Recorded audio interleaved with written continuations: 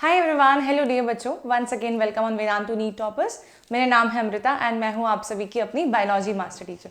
तो dear students, हमारे top 10 most important repeated PYQ series में हम लोग आज जिस चैप्टर पे आ गए हैं वो है मॉलिक्यूलर बेसिस ऑफ इनहेरिटेंस। क्योंकि आप सभी का एग्जामिनेशन 19 मार्च के दिन है, इसीलिए top 10 previous year question series जरूर देख लीजिए, बिकॉज इसमें जो भी क्वेश्चंस मैं करवा रही हूँ वो मोस्ट रिपीटेड क्वेश्चंस हैं एंड इस साल भी उनके आने के चांसेस बहुत स्ट्रांग है। एंड बेटा, अगर आपने ये प्रॉपर सीरीज फॉलो कर लिया तो आपके 70 में से 60 प्लस मार्क्स तो इस सीरीज को देखने से ही आ जाएंगे। ठीक है, चलिए तो हम यहाँ पर देखते हैं molecular basis of inheritance chapter में सबसे पहला क्वेश्चन क्या है हमारे सामने। बेटा, सबसे पहला क्वेश्चन जो हमारे सामने आया है वो देखिए, आप डिफरेंट लैंग्वेजेस में लिखा हुआ है। क्वेश्चन का बेस ऑलमोस्ट सेम है, कॉन्सेप्ट ऑलमोस्ट सेम है। अगर हम देखें 2013, 2016, 2014, 2015 यानी कि 4 साल कंटिन्यूएशन में यही टॉपिक के ऊपर क्वेश्चन हमारे सामने आ रखा है। और क्या है question? How did Griffith explain the transformation of R strain bacteria into the S strain virulent. ठीक है, इसके बाद में हमसे ये भी पूछ रहे हैं, एक्सप्लेन करना है how MacLeod, McCarty and Avery determined the biochemical nature of the molecules responsible for transforming the R strain bacteria into the S strain bacteria। अब बेटा, एक्चुअली देखा जाए तो ये चैप्टर जो है बहुत ज्यादा वेटेज वाला है और इसमें काफी सारे डिफरेंट टॉपिक्स हैं जहां से क्वेश्चंस बन सकते हैं। तो मोस्ट ऑफ द टाइम्स आपके मॉलिक्यूलर बेसिस ऑफ इनहेरिटेंस में से कम एक 3 मार्क्स का क्वेश्चन, एक 5 मार्क्स का क्वेश्चन और एक ऑब्जेक्टिव बनता ही बनता है। ठीक है, 3 मार्क्स का, 5 मार्क्स का और एक हमारा जो है 1 मार्क्स का क्वेश्चन ऑब्जेक्टिव बनता ही बनता है। तो देखो इसका आंसर कैसे लिखना होता है। इसका आंसर आप चाहे तो फ्लो चार्ट के फॉर्म में लिखिए या तो आप सिंपली ऐसा कुछ बना दीजिए जहां पर आपको चूहे बनाने की रिक्वायरमेंट नहीं रहेगी, आप सिर्फ माउस लाइव, माउस डेड ऐसे करके लिख सकते हैं। क्या था ग्रिफिथ ने, ये समझ लेते हैं क्विकली फटाफट से। ग्रिफिथ ने बेटा स्ट्रेप्टोकोकस के दो डिफरेंट स्ट्रेप्टोकोकस निमोनिया के दो डिफरेंट स्ट्रेन्स लिए। पहला स्ट्रेन लिया उन्होंने वायरुलेंट स्ट्रेन, जिसे हम बोलते हैं एस स्ट्रेन, स्मूथ स्ट्रेन, और दूसरा उन्होंने लिया नॉन वायरुलेंट स्ट्रेन, जिसे हम बोलते हैं रफ स्ट्रेन या फिर आर स्ट्रेन। ठीक है, सबसे पहले क्या किया उन्होंने बेटा, वायरुलेंट एस सेल्स यानी कि virulent strain of Streptococcus pneumonia को इंजेक्ट किया माइस में। जैसे इंजेक्ट किया बेटा, माइस मर जाते हैं। ठीक है, और इस मरे हुए माइस की बॉडी में से जब हम ब्लड निकाल के सैंपल देखते हैं तो वहां पर हमें वायरुलेंट एस सेल्स दिखाई पड़ते हैं। ठीक है, देन उसके बाद उन्होंने क्या किया बेटा, नॉन वायरुलेंट आर स्ट्रेन जो है उसको इंजेक्ट किया माइस में, तो माइस जिंदा रह गया। और माइस की बॉडी में से जब ब्लड निकाल के प्लाज्मा में चेक किया तो बैक्टीरिया नहीं प्रेजेंट था। ठीक है, तो तीसरा फिर क्या किया उन्होंने, तीसरे स्टेज पे उन्होंने क्या किया, ये जो एस सेल्स हैं इन्हें हीट किल कर दिया कि भाई इसको मार देते हैं हीट से, अब इंजेक्ट करके देखते हैं क्या होता है चूहे में। तो अब चूहा जिंदा रह जाता है। यानी कि ये समझ गए कि इस वायरुलेंट एस स्ट्रेन में कुछ ना कुछ तो ऐसा है जो कि इस चूहे को, इस माइस के अंदर कुछ प्रॉब्लम, कुछ डिजीज क्रिएट करवा रहा है। उसके बाद उन्होंने एक और स्टेप किया, और वो क्या किया, हीट किल्ड एस सेल्स जो हैं उसको और साथ ही में बेटा नॉन वायरुलेंट आर सेल्स को एक ही साथ में टेस्ट ट्यूब में लेकर के फिर उसमें से सैंपल लेके चूहे में इंजेक्ट किया। अब एक्सपेक्टेड क्या होना चाहिए कि भाई इससे भी माउस जिंदा था, इससे भी माउस जिंदा था, लेकिन हुआ क्या, माउस मर जाते हैं। यानी कि वो ये समझ पाते हैं कि वायरुलेंट एस सेल्स चाहे हीट किल करे हुए भी क्यों ना हो, इनमें ये काबिलियत है कि ये नॉन वायरुलेंट आर सेल्स को भी अपनी जैसा बना देते हैं और इसके कारण से चूहा मर जाता है। ठीक है, तो heat killed S cells and live R cells को जब साथ में मिलाकर इन्होंने इंजेक्ट किया था तो live R cells are transformed by the heat killed S cells in a manner that the mouse dies. और जब इस माइस में से हम सैंपल कलेक्ट करते हैं तो हमें जिंदा, ठीक है, जिंदा एस स्ट्रेन मिलती है, जिंदा एस स्ट्रेन मिलती है, जिंदा एस स्ट्रेन मिलती है। ठीक है, ये है transforming principle conducted by Griffith. तो ग्रिफिथ ने ये बताने की कोशिश की कि there is something present in the virulent strain which transforms the non virulent strain into the virulent strain. ठीक है, अब आती बेटा बात एवरी, मैक्लियोड एंड मैकार्टी ने क्या किया। अच्छा, जो भी मैंने आपको समझाया है ये सारी की सारी बातें मैंने आपके लिए थ्योरेटिकल फॉर्मेट में भी लिख दी है। आप इसका एक बार क्विक रिविजन करेंगे तो आपको जो मेरे बोले हुए स्टेटमेंट्स हैं उसको लिखना किस फॉर्मेट में है ये समझ में आ जाएगा। ठीक है। अब एवरी, मैक्लियोड एंड मैकार्टी ने क्या किया, उन्होंने ये देखना चाहा कि ऐसा क्या बायोमोलिक्यूल है उस बैक्टीरिया में जो कि वायरुलेंट स्ट्रेन डेड जो है उसमें प्रेजेंट है और नॉन वायरुलेंट स्ट्रेन को वो वायरुलेंट बना देता है। ठीक है, तो उन्होंने क्या किया, हीट किल्ड एस सेल्स ले लिए। ठीक है, हीट किल्ड स्मूथ सेल्स ले लिए और हीट किल्ड स्मूथ सेल्स को एक टेस्ट ट्यूब में ले लिया। इसमें से बेटा उन्होंने सारे लिपिड्स और सारे शुगर को हटा दिया पहले तो। ठीक है, उसके बाद में एंजाइमेटिक ट्रीटमेंट किया। सबसे पहले प्रोटीनेज का ट्रीटमेंट किया। प्रोटीएज लिखना चाहिए, प्रोटीनेज क्या होता है, ये प्रोटीएजेस ऐड किए इन्होंने यहाँ पे। ठीक है, तो प्रोटीएजेस ऐड करेंगे तो क्या हो जाएगा, सारा प्रोटीन ब्रेकडाउन हो जाएगा। प्रोटीन ब्रेकडाउन हो गया, लेकिन तब भी वो एस सेल वायरुलेंट वाला रीअपियर कर जाता है। उसके बाद उन्होंने आरएनएज ऐड किया। जब उन्होंने आरएनएज ऐड किया बेटा तो सारा आरएनए ब्रेकडाउन हो जाएगा इस बैक्टीरिया की बॉडी में, लेकिन तब भी एस सेल रीअपियर कर जाता है। लेकिन लास्ट में उन्होंने डीएनएज ऐड किया। जब डीएनएज ऐड करते हैं तो सारा डीएनए तोड़ देता है ये बैक्टीरिया का, और अब हम देखते हैं कि बैक्टीरिया एस वाला रीअपियर नहीं हुआ। यानी कि एवरी, मैक्लियोड एंड मैकार्टी ने ये बताया कि this is the DNA responsible for transforming the non virulent strains into the virulent strains. ठीक है, इसका final experimental proof Hershey and chase बताते हैं कि डीएनए जो है वही जेनेटिक मटेरियल होता है। तो हमें ये क्वेश्चन समझ में आ जाएगा सभी को, फर्स्ट वाला होपफुली, है ना, कि कैसे लिखना है। अब आ जाओ सेकंड वाले पे, सेकंड वाले पे आ जाओ। सेकंड क्वेश्चन क्या है बेटा, फिर से एक्सपेरिमेंट पे बेस्ड है। Describe the Hershey chase experiment, write down the conclusion they arrived at after the experiment. 2010, 2014, 2012, 2015 सब बार ये क्वेश्चन पूछा हुआ है। हम देख पा रहे हैं कि बहुत ही ज्यादा इंपॉर्टेंट क्वेश्चन है। ठीक है, तो इसमें बेटा क्या एक्सपेरिमेंटल प्रूफ दिया था हर्शी एंड चेज ने, तो हर्शी एंड चेज जो है उन्होंने हमें ये बताया है कि डीएनए जो है वो ही जेनेटिक मटेरियल होता है। ठीक है, कैसे बताया उन्होंने, तो उन्होंने बैक्टीरियोफेज लिए, दो डिफरेंट ग्रुप्स बनाए बैक्टीरियोफेज के। एक बैक्टीरियोफेज के ग्रुप को उन्होंने रेडियो एक्टिव सल्फर के साथ ट्रीट किया ताकि बैक्टीरियोफेज के प्रोटीन कोट में रेडियो एक्टिव सल्फर आ जाए, एंड दूसरे बैक्टीरियोफेज के ग्रुप को उन्होंने रेडियो एक्टिव फास्फोरस के साथ में ट्रीट किया ताकि उस बैक्टीरियोफेज के जेनेटिक मटेरियल में रेडियो एक्टिव फास्फोरस आ जाए। अब इन दोनों डिफरेंट बैक्टीरियोफेजेस से उन्होंने बैक्टीरिया पे अटैक करवाया। तो बैक्टीरिया पे जब अटैक हो रहा है बेटा तो बैक्टीरिया में इन्फेक्शन कॉज करेगा। बैक्टीरियोफेज वायरस है, बैक्टीरिया में इन्फेक्शन कॉज करता है। ठीक है, तो पहला हम ये केस देख पा रहे हैं कि जब रेडियो एक्टिव सल्फर वाला बैक्टीरियोफेज बैक्टीरिया पे अटैक करता है तो बैक्टीरिया के अंदर कोई रेडियो एक्टिविटी नहीं इंपार्ट कर पाता। क्यों? क्योंकि ये प्रोटीन कोड तक ही सीमित है रेडियो एक्टिविटी बैक्टीरियोफेज के, डीएनए में नहीं है। अगर डीएनए में होती तो बैक्टीरिया भी अटैक हो जाता, बैक्टीरिया में भी रेडियो एक्टिविटी अपीयर कर जाती। यहां पे हम देखते हैं जब उन्होंने रेडियो एक्टिव फास्फोरस वाले बैक्टीरियोफेज से बैक्टीरिया को अटैक करवाया तो बैक्टीरिया के अंदर भी रेडियो एक्टिविटी आ गई। क्यों आ गई? बिकॉज बैक्टीरिया के जीनोम में वायरस ने अपना डीएनए फिट करवाया होगा। ठीक है, तो हम क्या देख पा रहे हैं finally, no radio activity detected in bacterial cell pellet in the sulphur treated bacteriophages and radio activity detected in the bacterial cell pellet in the phosphorus treated bacteriophages attack. ठीक है, क्लियर है ना बेटा? ये पूरा का पूरा थ्योरेटिकल प्रिंसिपल भी मैंने आप सभी के लिए लिख दिया है ताकि आप प्रोसीजर, ऑब्जर्वेशंस, कंक्लूजन्स के फॉर्मेट में इस आंसर को आपको फ्रेम करना है, ये आप एक बार दिख सके।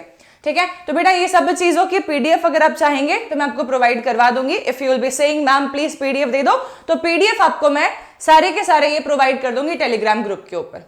चलिए, तो हमारा ये क्वेश्चन हो गया है ना, कि कैसे उन्होंने हर्शी एंड चेज ने प्रूफ किया कि bacteria is the responsible factor behind the transforming principle. Next आते हैं थर्ड क्वेश्चन हमारे पास में। ये क्वेश्चन भी बहुत ज्यादा इंपॉर्टेंट है। Transcription in the eukaryote is more complex process than in the prokaryotes. ठीक है, justify and compare the initiation, elongation, termination in the bacterial cells with the eukaryotes. ठीक है, तो अब इसमें क्या समझना है हमें, transcription in the case of eukaryote और प्रोकैरियोट के रिस्पेक्ट में बात हो रही है। अगर आप सभी को पता हो कि प्रोकैरियोट जो होते हैं बेटा उनके पास में इंट्रॉन्स नहीं प्रेजेंट होते, केवल एक्सॉन्स ही प्रेजेंट होते हैं इन द डीएनए। लेकिन अगर हम बात करते हैं यूकैरियोटिक डीएनए की, तो उसके पास में इंट्रॉन्स भी होते हैं, एक्सॉन्स भी होते हैं, और हमें इंट्रॉन्स को रिमूव करना पड़ता है स्प्लाइसिंग से, ठीक है, बिकॉज इंट्रॉन्स वो डीएनए सीक्वेंस है जो कि एमआरएनए तो बना देगा, लेकिन ट्रांसक्रिप्शन प्रोसेस के बाद में ट्रांसलेशन अंडरगो करके कुछ अमीनो एसिड्स प्रोटीन्स नहीं बना पाएगा। तो we need to remove that segment from the RNA to form a functional mRNA, ठीक है। तो आपको मैं दोनों इमेजेस के फॉर्म में ही बता देती हूँ। देखो क्या देख पा रहे हैं हम लोग यहाँ पे, हमारा यहाँ पर DNA double helical structure present है। ये प्रोकैरियोट का हमें इतना हिस्सा नजर आ रहा है। ये प्रोकैरियोट्स के अंदर बेटा ट्रांसक्रिप्शन हमें नजर आ रहा है, प्रोकैरियोटिक ट्रांसक्रिप्शन हमें नजर आ रहा है, ठीक है। यहाँ पे क्या देख रहे हैं, डीएनए है बेटा, यहां पर आकर के आरएनए पॉलीमरेज ने बाइंड किया, आरएनए पॉलीमरेज ने बाइंड किया, ठीक है, प्रमोटर वाले हिस्से पे बाइंड करेगा जाके, और फिर सिग्मा फैक्टर जैसे ही आरएनए पॉलीमरेज के साथ जुड़ेगा, ट्रांसक्रिप्शन बिगिन हो जाएगा, आगे प्रोसीड करेगा। जैसे ही बेटा टर्मिनेटर आएगा वैसे ही ट्रांसक्रिप्शन की प्रोसेस रुक जाएगी, और जो एमआरएनए बनेगा वो रिलीज हो जाएगा जैसे ही आरएनए पॉलीमरेज पे rho factor, inhibiting factor attach करता है, ठीक है। यहां पर हम क्या देख पा रहे हैं, यूकैरियोटिक ट्रांसक्रिप्शन में डिफरेंस कहां पे आ रहा है। यूकैरियोटिक ट्रांसक्रिप्शन के अंदर जो हमारे पास में डबल स्ट्रैंडेड डीएनए प्रेजेंट है, उससे जब आरएनए बन रहा है तो आप ये देख पा रहे हैं कि काफी सारा हिस्सा एक्सॉन है और काफी सारा हिस्सा इंट्रॉन है। इंट्रॉन्स बिल्कुल भी प्रोटीन फॉर्मेशन में कंट्रीब्यूट नहीं करेंगे, एंड इसीलिए इंट्रॉन्स को रिमूव करना पड़ेगा। तो इंट्रॉन्स के रिमूवल की प्रोसेस जो है बेटा, उसके पहले हमें कैपिंग करनी पड़ती है, ठीक है। तो कैपिंग में क्या कर रहे हैं हम लोग, ये जो हमारे पास में आरएनए सीक्वेंस बना है ना, इस आरएनए सीक्वेंस पे 5' methyl guanosine phosphate, guanosine triphosphate की हम लोग यहाँ पे कैप अटैच कर देते हैं, ठीक है। और उसके बाद में बेटा फिर हम लोग क्या कर रहे होते हैं, आरएनए की स्प्लाइसिंग कर रहे होते हैं, जिसमें कि हम लोग इंट्रॉन वाला पोर्शन हटा दे रहे हैं, ठीक है। एंड देन उसके बाद में बेटा हम लोग फिर फाइनली टेलिंग करते हैं, और टेलिंग में हम लोग पॉलीएडिनाइलेट रेसिड्यूज कम से कम 200 से 300 ऐड करवाते हैं ऑन द 3' रीजन। तो इस तरीके से बनता है फिर फंक्शनल एमआरएनए। फंक्शनल एमआरएनए के पहले वाला जो आरएनए सीक्वेंस हमें नजर आ रहा है, जो कि ट्रांजिएंट आरएनए है, इसे हम लोग HNRNA बोलते हैं। HNRNA यानी कि heterogeneous nuclear RNA. Heterogeneous nuclear RNA बनेगा, कैपिंग होगी, स्प्लाइसिंग होगी, टेलिंग होगी, तब जाके फंक्शनल आरएनए बनेगा इन द यूकैरियोट्स। तो यूकैरियोट्स में डिफरेंस है, प्रोकैरियोट्स में ये प्रोसेस बहुत ही ज्यादा आसान है। ओके, क्या ये सभी को समझ में आ गया बच्चों? तो ये हमारा 3rd क्वेश्चन हो गया है। अब आ जाते हैं हम 4th क्वेश्चन पे। 4th क्वेश्चन बेटा बार बार रिपीट किया हुआ क्वेश्चन है, लेकिन इसको क्वेश्चन को समझने से ज्यादा याद रख पाना डिफिकल्ट हो जाता है, क्योंकि इसके लाइंस बच्चे रिलेट नहीं कर पाते कई बार। इसलिए मैंने आपके लिए डायग्रामेटिक रिप्रेजेंटेशन ले लिया है और लिखा हुआ आंसर भी लिया है कि आप लोग एक बार इसकी रीडिंग लगा लेंगे, एग्जाम में जाने के पहले रिविजन इसका कर लेना आंसर का। Which methodology is used while sequencing the total DNA from the cell? Explain it in detail. Now, ये ह्यूमन जीनोम प्रोजेक्ट में जो हम लोग सीक्वेंसिंग पढ़ते हैं, उसी टॉपिक पे से उठाया हुआ क्वेश्चन है। क्या करना पड़ता है सीक्वेंसिंग के लिए? तो देखो बेटा, हम यहाँ पर सबसे पहले तो डीएनए को एक्सट्रैक्ट करेंगे। एक्सट्रैक्टेड डीएनए को रेस्ट्रिक्शन एंजाइम्स की हेल्प से कट करेंगे। डीएनए के जो फ्रेगमेंट्स हमारे पास आ गए हैं, उन्हें हम जेल इलेक्ट्रोफोरेसिस पे रन करके सेपरेट करेंगे। सेपरेशन ऑफ डीएनए के बाद में अब उस डीएनए को हम लोग ट्रांसफर करेंगे ब्लॉटिंग मेम्ब्रेन के ऊपर। ब्लॉटिंग मेम्ब्रेन के ऊपर जैसे हमने उस डीएनए को ट्रांसफर कर दिया है, अब हम मॉलिक्यूलर प्रोब्स वहां पे ऐड करवाएंगे, कॉम्प्लीमेंट्री डीएनए सीक्वेंसेस वहां पे ऐड करवाएंगे। एंड देन फिर इसके बाद में हम लोग फिर एक्सरे फिल्म के ऊपर, फोटोग्राफिक फिल्म के ऊपर हम इसको ऑब्जर्व करेंगे, ठीक है, डीएनए को। तो डीएनए फिंगरप्रिंटिंग इस तरीके से होती है। इसे थ्योरेटिकल फॉर्म में कैसे लिखना है ये भी एक बार देख लीजिए। सबसे पहले क्या कर रहे हैं, for sequencing total DNA from the cell is isolated, then broken down into the fragments, then these DNA fragments are added in the suitable vectors। हम vectors में भी इसको ऐड कर सकते हैं, vectors में ऐड कर सकते हैं, ठीक है। उसके बाद में हम और क्या कर रहे हैं बेटा, Frederick Sanger developed a principle according to which fragments of DNA are sequenced by automated DNA sequencers। ऐसा भी होता है कि automated DNA sequencer होता है, उसमें अपने आप ही DNA sequence हो जाए। On the basis of overlapping regions on DNA fragments the sequences are arranged accordingly, और उसके बाद में फिर इसका अलाइनमेंट हम लोग स्टडी करते हैं। ठीक है, क्या ये बात समझ में आई है सभी को? तो आप लोग थ्योरेटिकल फॉर्म में भी इसको आंसर को लिख सकते हैं। देन नेक्स्ट हमारे पास क्वेश्चन आता है, explain the DNA fingerprinting steps. DNA fingerprinting steps हमें बतानी है। डीएनए फिंगरप्रिंटिंग स्टेप्स भी बेटा बिल्कुल सेम टाइप का ही फॉर्मेट हमारे सामने आने वाले। ठीक है, तो डीएनए फिंगरप्रिंटिंग स्टेप्स में भी आप लोगों को सिमिलर डीएनए सीक्वेंसिंग जैसा ही आंसर बनाना है, बताना है, जिसमें कि सैंपल कलेक्ट करेंगे, उसको फ्रेगमेंटाइज करेंगे, देन उसके बाद में सेपरेट करेंगे, मेम्ब्रेन पे ट्रांसफर करेंगे, उसके बाद में प्रोब ऐड करेंगे, उसके बाद में हम लोग एक्सेस डीएनए प्रोब को वॉश ऑफ करेंगे, जो हमारा डीएनए डबल स्ट्रैंडेड अटैच हो गया होगा उसको हम एक्सरे फिल्म के ऊपर स्टडी करेंगे, और फिर हम डीएनए फिंगरप्रिंटिंग के बैंड्स को विजुअलाइज करेंगे। ठीक है, तो एक्चुअली देखा जाए तो डीएनए फिंगरप्रिंटिंग के स्टेप्स में हम ये वाला डायग्राम बनाएं तो ज्यादा अच्छा रहता है, या फ्लो चार्ट बनाएं तो ज्यादा अच्छा रहता है। और ये सीक्वेंसिंग वाले में बेटा आप ये वाला डायग्राम बनाने की जगह पर ये थ्योरेटिकल पोर्शन लिखिएगा, क्योंकि ह्यूमन जीनोम प्रोजेक्ट में हमारे एनसीईआरटी के अंदर ये वाला पैराग्राफ लिखा हुआ है। ठीक है, नेक्स्ट आ जाते हैं। अब क्या है नेक्स्ट हमारे पास में आता है एक क्वेश्चन जिसके ऊपर ऑब्जेक्टिव या फिर केस बेस्ड क्वेश्चन बनने के चांसेस रहते हैं। ये क्वेश्चन क्या है जिसपे ऑब्जेक्टिव या केस बेस्ड क्वेश्चन बनने के चांसेस रहते हैं? एक सेकेंड, हाँ बच्चों। ठीक है, तो ये 5th हो गया था। अब हम लोग 6th क्वेश्चन पे हैं। चेक कर लेते हैं कि कितने क्वेश्चंस हैं। 6th क्वेश्चन पे आपके पास में ऐसा क्वेश्चन ऑब्जेक्टिव में आने के चांस है, केस बेस्ड में आने के चांस है। देखो क्या है यहाँ पे, फादर एंड मदर का हमें जेनेटिक बैंडिंग पैटर्न दिखा के रखा है डीएनए का। अब हम देख रहे हैं कि यहाँ पे कुछ चाइल्ड दिखाए गए हैं। ये बोल रहे हैं कि एक चाइल्ड वार्ड में फायर लगने के कारण से बच्चे मिक्सअप हो गए। अब डीएनए को स्टडी करके हम ये चेक करना चाह रहे हैं कि ये कौन से बच्चे इस पेरेंट्स के हैं, तो कैसे मालूम पड़ेगा? तो आप देखिए यहाँ पे बैंडिंग पैटर्न की सिमिलैरिटी आपको कहां पर नजर आ रही है। तो आप बोलेंगे मैम कि जो फादर में ये वाला बैंडिंग पैटर्न है ये काफी मैच कर रहा है इस बच्चे के साथ में, इजंट इट बेटा? काफी ज्यादा मैच कर रहा है इस बच्चे के साथ में। चाइल्ड 1 के साथ में काफी मैच कर रहा है, और चाइल्ड 3 के साथ में भी काफी मैच कर रहा है बेटा, इजंट इट? चाइल्ड 3 के साथ में भी काफी ज्यादा मैच हो रहा है इसका, है ना? सो प्रोबेबल चांसेस है कि चाइल्ड 1 एंड चाइल्ड 3 इनके खुद के बच्चे हैं जो कि फादर के साथ में ज्यादा मैच शो कर रहे हैं। मदर का डीएनए भी किसी के साथ में मैच शो कर रहा है क्या? We will be saying no.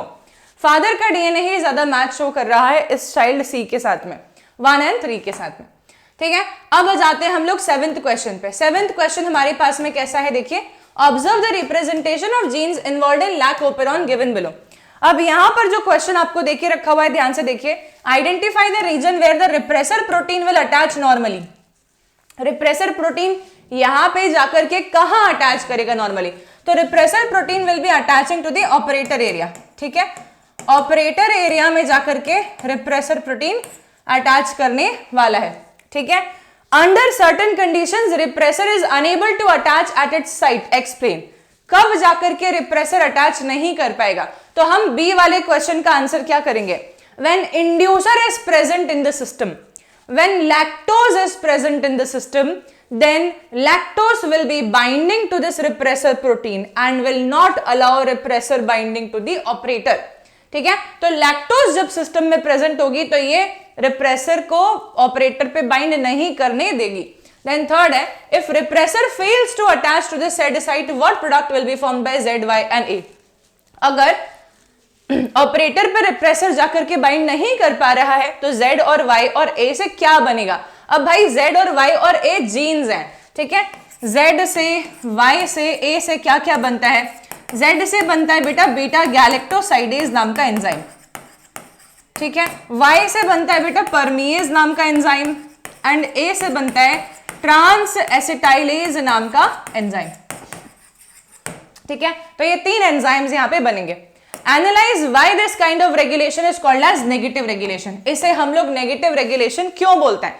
ठीक है, अब बेटा नेगेटिव रेगुलेशन इसलिए बोलते हैं कि जैसे ही जाकर के रिप्रेसर ऑपरेटर पे बाइंड कर लेता है तो हम बोलते हैं कि ये Z और Y और A का फॉर्मेशन रुक जाता है। आई थिंक ये 4th वाला क्वेश्चन जो है दिस इज आस्किंग अबाउट कि क्यों ये नेगेटिवली रेगुलेटेड मॉडल है ना, यही पूछना चाह रहे हैं। तो it is negative regulation as it involves the constitutive repressor, मतलब हमेशा ही रिप्रेसर जुड़ा हुआ ही रहता है ऑपरेटर पे।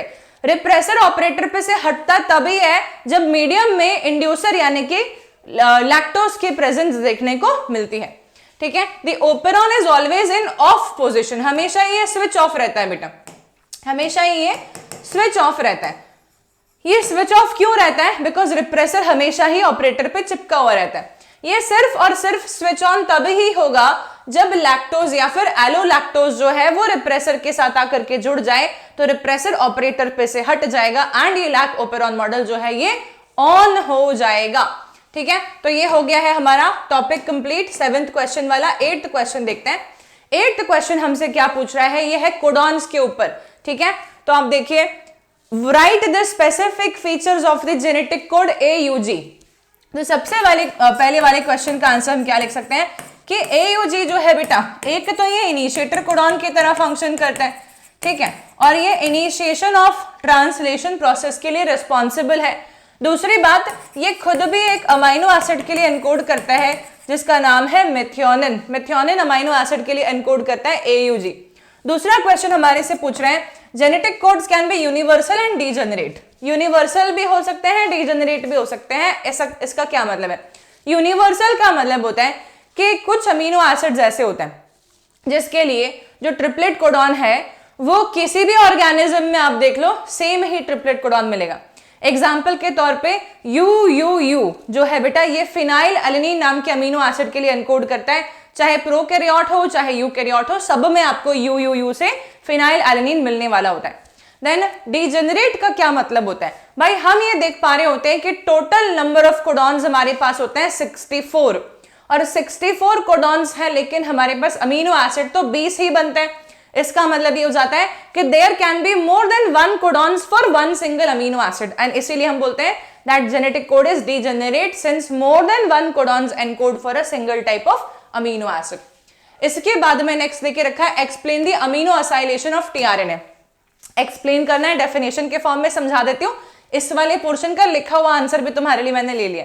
तो अमीनो असाइलेशन क्या होता है? tRNA अडाप्टर मॉलिक्यूल होता है और tRNA अडाप्टर मॉलिक्यूल के पास एंटी कोडॉन लूप होता है जो कि हमारे mRNA के कोडॉन पे जाकर के अटैच होता है और कोडॉन पे अटैच होता है कॉम्प्लीमेंट्रिटी पैटर्न के हिसाब से और फिर एक एक अमीनो एसिड जोड़ते जाता है और एक पॉलीपेप्टाइड चेन बनती जाती है। तब बेटा जब अमीनो एसिड्स को आपस में हमें जोड़ना है और पॉलीपेप्टाइड चेन बनानी है तो हमारे अमीनो एसिड्स पहले से ही चार्ज्ड हो, एनर्जी कैरी कर रहे हो, तो अपने आप ही जुड़ते जाएंगे और पॉलीपेप्टाइड चेन बनती जाएगी। तो अमीनो असाइलेशन का यही मतलब है। Amino acylation is the process by which amino acids becomes active charged by binding with its amino acyl tRNA synthetase in the presence of the ATP। ठीक है, तो ATP के प्रेजेंस में हमारे अमीनो असाइलेशन की प्रोसेस के कारण से अमीनो असाइल सिंथेटेज एंजाइम की मौजूदगी में ATP की प्रेजेंस में amino acids charged amino acids बन जाते हैं जैसे ही वो अडाप्टर tRNA पे चिपकते हैं। ठीक है, दो चार्ज्ड tRNAs अगर एक दूसरे के पास में आते हैं बेटा तो ट्रांसलेशन की प्रोसेस के समय पेप्टाइड बॉन्ड फॉर्मेशन जो है वो एनर्जेटिकली फेवरेबल हो जाता है। उनके पास पहले से एनर्जी होती है इस पॉलीपेप्टाइड चेन को बनाने की। ठीक है, तो ये हमारा क्वेश्चन नंबर 8 था। अब आ जाते हैं क्वेश्चन नंबर 9 पे। ये 9th वाला जो क्वेश्चन है या तो ये 3 मार्क्स में आ सकता है या तो फिर ये ऑब्जेक्टिव में आ सकता है इस प्रकार का, और 2 मार्क्स में भी बोल सकते हैं आपको ड्रॉ द डीएनए सेगमेंट। ठीक है, डीएनए का स्ट्रक्चर बना के दिखाओ। तो देखो क्वेश्चन है 2000 हमारे पास में न्यूक्लियोटाइड्स दे दिए इन्होंने। ठीक है बेटा, अब कैरेगैप्स रूल अप्लाई करना है हमें यहाँ पे और बताना है अगर 520 एडेनिन है तो फिर थायमीन भी 520 होंगे। ठीक है, जोड़ देते हैं इनको तो हमारे पास में हो गया है 1040। 2000 में से बेटा 1040 माइनस कर देंगे तो कितना आ जाएगा 6। 9 में से 0 गया 9, 960। 960 को डिवाइड बाय 2 कर दो तो कितना आ जाता है हमारे पास में 2 4 = 8, 2 8 = 16। ठीक है, तो हमारे पास ग्वानिन जो है वो बचेगा 480 और हमारे पास साइटोसिन जो है वो भी बचेगा 480। ठीक है, तो 480 + 480 और इधर 520 + 520। अब हमसे पूछेंगे कि कितना ग्वानिन है, कितना साइटोसिन है, कितना थाइमिन है, कितना एडेनिन है, हम बता देंगे। नेक्स्ट ये बोल रहे हैं draw a schematic diagrammatic sketch of the DNA segment to support the answer. अब डीएनए का डायग्राम बनाना बहुत इंपॉर्टेंट क्वेश्चन है और आप लोगों को आना चाहिए। और क्योंकि आप लोगों को नहीं आता है ठीक से बनाना, मैं क्विकली आप लोगों को 2 सेकंड के अंदर ये डायग्राम बना के दे रही हूं, 2 मिनट में। ठीक है, देखो तो यहां पे क्या होगा, ये हमारे पास में सबसे पहले बना देंगे हम राइबोज शुगर बेटा। ठीक है, फिर राइबोज शुगर के साथ में हम जोड़ देंगे, मान लीजिए मैंने एडेनिन को जोड़ दिया। ठीक है, अब मैं क्या करूंगी, यहां पर मेरे पास में 5th पोजीशन हो गया ये CH2O। ठीक है, और फॉस्फेट ग्रुप आएगा बेटा P double bond O, single bond O, single bond O, minus minus minus. ठीक है, ये हो गया 5' फॉस्फेट। फिर क्या हो जाएगा, ये 5' पोजीशन है, ये है ना, ये वाली 5' पोजीशन है, और ये हो जाएगी 3' पोजीशन। 3' पोजीशन पे बेटा फॉस्फेट जुड़ा हुआ रहेगा और फिर से हमारे पास में फॉस्फोडाइस्टर बॉन्ड यहाँ पे बनता हुआ नजर आ रहा है। ठीक है, तो ऐसा करके हम यहाँ पर अगर मान लो मैंने यहाँ पे G बना दिया, ठीक है, तो अब आपके पास में ये क्या पोजीशन बाकी रहती है, ये बाकी रहती है 3' पोजीशन पे OH फ्री रह जाता है। इधर आ जाओ अब तुम लोग, ये पूरा बनाने के बाद में इधर आ जाओ। अब तुम क्या करोगे, A पेयर्स विथ T होता है हमेशा, है ना, बाय 2 हाइड्रोजन बॉन्ड्स, एंड बेटा G पेयर्स विथ C होता है हमेशा बाय 3 हाइड्रोजन बॉन्ड्स। ठीक है, तो अब क्या करेंगे, T के साथ में हम लोगों को शुगर बना के दिखानी है, पूरा न्यूक्लियोटाइड बना के दिखाना है। ठीक है, तो ये ऐसे बनेगा बेटा। ठीक है, ऐसे बन जाएगा और आपका यहां पर 3' OH ग्रुप फ्री रहने वाला है, और ये जो है ये 5' होगा ऑब्वियसली, तो यहाँ पे फॉस्फेट बनाएंगे। ठीक है, और यहां पर भी सेम ऐसे ही शुगर बनानी है हमें इस तरीके से, और ये हम यहां पर इसके साथ में जोड़ने वाले। ठीक है, और यहां पर हमारा फिर से CH2P double bond O, single bond O, single bond O minus, ये हमारा 5' हो गया। तो आप देख सकते हैं यहां पर 5' से 3' रन कर रही है एंटी पैरेलल, और उधर 3' से 5', मतलब हमेशा ही हमारे एंटी पैरेलल रन करता है चेन। तो ये हो गया स्ट्रक्चर। अब ऐसा स्ट्रक्चर तो कम से कम आप बना के आ ही सकते हैं डीएनए का। अगर आप इसमें नंबरिंग कर देंगे तो और भी अच्छी बात हो जाएगी। ये हो जाएगा फर्स्ट, ये सेकंड, ये थर्ड, ये फोर्थ और ये फिफ्थ। ये हो जाएगा फर्स्ट, ये सेकंड, ये थर्ड, ये फोर्थ और ये फिफ्थ। ठीक है, तो बेटा आप ये देख पा रहे हैं कि यहां पर हमारे पास में 2 न्यूक्लियोटाइड्स के बीच में फॉस्फोडाइएस्टर बॉन्ड प्रेजेंट है। ठीक है, ये शुगर फॉस्फेट की चेन है, और यहां पर भी हम ये देख पा रहे हैं ये शुगर फॉस्फेट की चेन है, और इधर भी हमारा ये वाला 3' है, तो ये 1 हो जाएगा, ये 2 हो जाएगा, ये 3, ये 4 और ये 5। ठीक है, ये भी फॉस्फोडाइएस्टर बॉन्ड है, फिर से ये 1 हो जाएगा, ये 2 हो जाएगा, ये 3 हो जाएगा, ये 4 हो जाएगा, ये 5 हो जाएगा। ठीक है, तो हमने बना लिया पूरा स्ट्रक्चर, और यहां पर भी हम बता देंगे कि ये कौन सा बॉन्ड है, ये है हमारा हाइड्रोजन बॉन्ड। ठीक है, हाइड्रोजन बॉन्ड। और यहां पर मैंने एक बहुत बड़ी गलती कर दी है जिसके कारण मेरा आधा मार्क्स कट सकता था, तुम्हारा नहीं कटना चाहिए मार्क्स यहाँ पे, इसलिए G pairs with C by 3 hydrogen bonds दिखाना है और A pairs with T by 2 hydrogen bond. ऐसा डायग्राम आपको बना करके आना है, बन जाएगा सभी से, इजी है।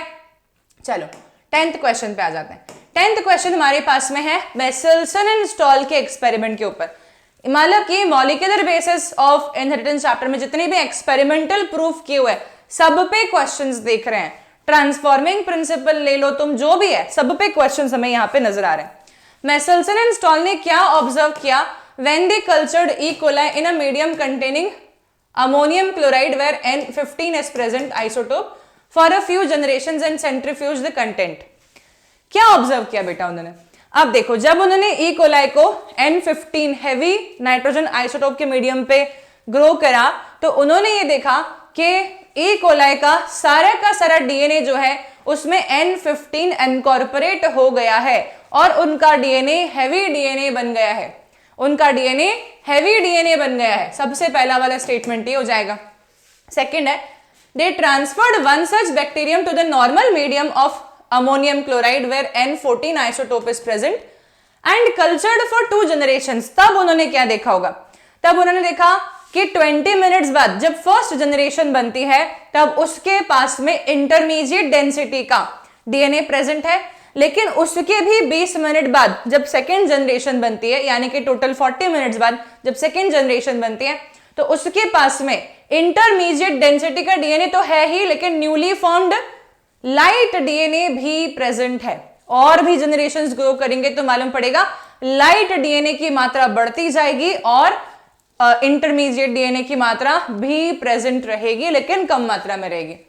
What did Meselson and Stahl conclude from this experiment? उन्होंने इस एक्सपेरिमेंट से ये कंक्लूड किया कि डीएनए जो है सेमी कंजर्वेटिव तरीके से रेप्लिकेट करता है। Which is the first genetic material, give the reason in this, support with your answer. DNA और आरएनए में से पहला जेनेटिक मटेरियल कौन है? Definitely it will be RNA, because RNA के पास एंजाइमेटिक कैटालिटिक एक्टिविटी भी होती है, आरएनए स्ट्रक्चरली भी एग्जिस्ट कर रहा होता है, आरएनए जेनेटिक मटेरियल के तौर पे कुछ वायरसेस में हमें देखने मिलता है, ठीक है। तो इस तरीके से हम बोल सकते हैं कि आरएनए फर्स्ट जेनेटिक मटेरियल है, क्योंकि आरएनए से ट्रांसलेशन से प्रोटीन भी बन जाते हैं, तो आरएनए ने ही प्रोटीन को बनाया होगा, फिर धीरे धीरे धीरे धीरे करके आरएनए से डीएनए बन गया होगा, और क्योंकि डीएनए ज्यादा स्टेबल है उसे हमने preferable choice of genetic material बाद में मान लिया। ये डायग्राम से एक्सप्लेन करने के लिए बोलेंगे बेटा, तो ऐसा कुछ डायग्राम आपको यहाँ पे बनाना पड़ेगा। यहाँ पे N15 डीएनए हमें दिख रहा है अमोनियम क्लोराइड में हैवी आइसोटोप जब पहले था इकोलाई बैक्टीरियाज में, तो उनका डीएनए हैवी डीएनए। सेंट्रीफ्यूगेशन के ऊपर बेटा ये पूरा का पूरा डीएनए जो है ये हैवी डीएनए यहाँ पे नजर आ रहा है। इसके बाद में 20 मिनट बाद जब उन्होंने फर्स्ट जनरेशन स्टडी की, तब उन्होंने क्या देखा कि डीएनए जो है इंटरमीडिएट डेंसिटी का डीएनए बन गया है, N15 N14 दोनों के स्ट्रैंड्स हैं। एंड 40 मिनट्स बाद जब उन्होंने देखा तो उन्होंने देखा कि हैवी डीएनए है N15 वाला, और है ही नहीं है हैवी डीएनए, तो गलत बता दिया इसने यहाँ पे लेबलिंग में। ये डीएनए लाइट डीएनए बेटा N14 डीएनए है, ये डीएनए लाइट डीएनए है, ग्रीन वाला है ना, ग्रीन वाला लाइट डीएनए है और रेड वाला हैवी डीएनए है। डायग्राम में मिस्टेक है, कोई बात नहीं, ये N15 डीएनए मैंने तुम्हारे लिए बना दिया। तो इंटरमीडिएट डेंसिटी डीएनए प्रेजेंट है हमारा और लाइट डीएनए है, ठीक है। तो बेटा लाइट डीएनए का भी बैंड आ रहा है और इंटरमीडिएट डेंसिटी डीएनए का भी बैंड आ रहा है, कोई मिस्टेक नहीं करनी है डायग्राम बनाने में। सबसे पहले वाले में सिर्फ N15 होगा, फर्स्ट जनरेशन में N14 एक पूरा नया डीएनए बनेगा और एक N14 N15 का हाइब्रिड डीएनए बनेगा। अगले वाले में दो N14 N15 के हाइब्रिड डीएनए हमें दिखाई पड़ेंगे, सॉरी यहाँ पर दोनों हाइब्रिड बनेंगे और यहाँ पर दो N14 N15 के डीएनए दिखाई पड़ेंगे और दो नए लाइट डीएनए भी हमें यहाँ पर दिखाई पड़ेंगे, ठीक है। तो दिस इज ऑल्सो डन। तो इस तरीके से हमारे टॉप मोस्ट क्वेश्चंस इस चैप्टर के कंप्लीट होते हैं मॉलिक्यूलर बेसिस ऑफ इनहेरिटेंस के। अब नेक्स्ट चैप्टर हमारे सामने आने वाला एवोल्यूशन, ठीक है। तो सारे टफ चैप्टर्स की बात करी जाए तो एवोल्यूशन तक के आपके टफ चैप्टर्स लगते हैं, बाकी सारे चैप्टर्स बहुत ज्यादा इजी होते हैं बेटा, तो उनके क्वेश्चंस भी आपसे आसानी से बन जाएंगे। यहां तक के क्वेश्चंस को एक बार ध्यान से रिवाइज कर लेना अच्छे तरीके से, ठीक है। चलिए तो मिलते हैं अगले सेशन में। Stay tuned for more such videos because through out the day I will be bringing such kind of videos for all of you. And आज के दिन भर में हम ऐसे 4 और वीडियोस देखने वाले हैं। चलिए मिलते हैं अगले क्लास में। स्टे ट्यून्ड बच्चों, bye bye everybody. And live videos वाला सेक्शन जरूर चेक कर लीजिए बिकॉज उसमें आपके जो लाइव लेक्चर्स मैं आज लेने वाली हूं उसकी डिटेल्स मैंने ऐड कर दी। Have a great day ahead.